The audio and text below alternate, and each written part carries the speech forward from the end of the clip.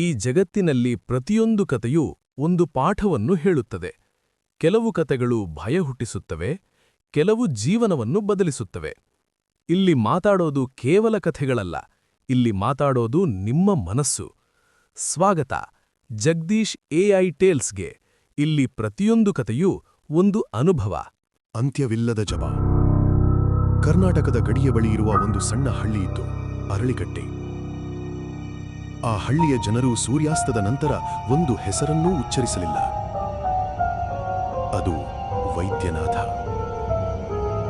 ವೈದ್ಯನಾಥ ಒಬ್ಬ ಸಾಮಾನ್ಯ ಮನುಷ್ಯನಲ್ಲ.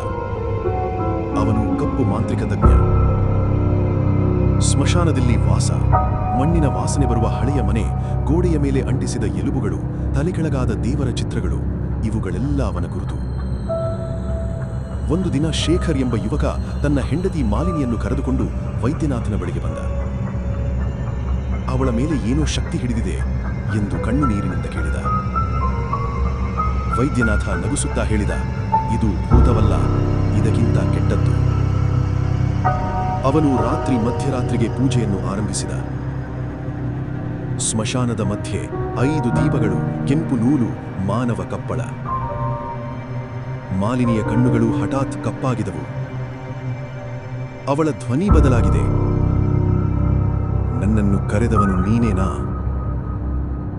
ಶೇಖರ್ ಭಯದಿಂದ ಹಿಂದೆ ಸರಿದ. ಆ ಕ್ಷಣ ವೈದ್ಯನಾಥನ ಮುಖದಲ್ಲೂ ಭಯ ಮೂಡಿತು. ಅವನು ಕರೆಸಿದ್ದು ಸಾಮಾನ್ಯ ಆತ್ಮವಲ್ಲ, ತಾನು ನಿಯಂತ್ರಿಸಲಾಗದ ಶಕ್ತಿ.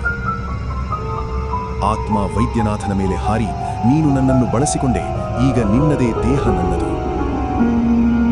ಬೆಳಿಗ್ಗೆ ಹಳ್ಳಿಯವರು ಸ್ಮಶಾನದ ಬಳಿ ಬಂದಾಗ ಮಾಲಿನಿ ಜೀವಂತವಾಗಿದ್ದಳು. ಶೇಖರ್ ನೆಲದಲ್ಲಿ ಬಿದ್ದಿದ್ದ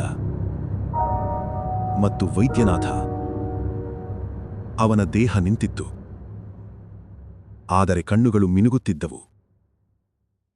ಅವನ ಬಾಯಿಂದ ಅದೇ ಜಪ ಮುಂದುವರೆದಿತ್ತು, ಅಂತ್ಯವಿಲ್ಲದ ಜಪ. ಇಂದಿಗೂ ಅರಳಿಕಟ್ಟೆ ಹಳ್ಳಿಯಲ್ಲಿ ರಾತ್ರಿ ಕೇಳಿಸೋ ಧ್ವನಿ ಒಂದೇ, ಮಂತ್ರ ಮುಗಿದಿಲ್ಲ.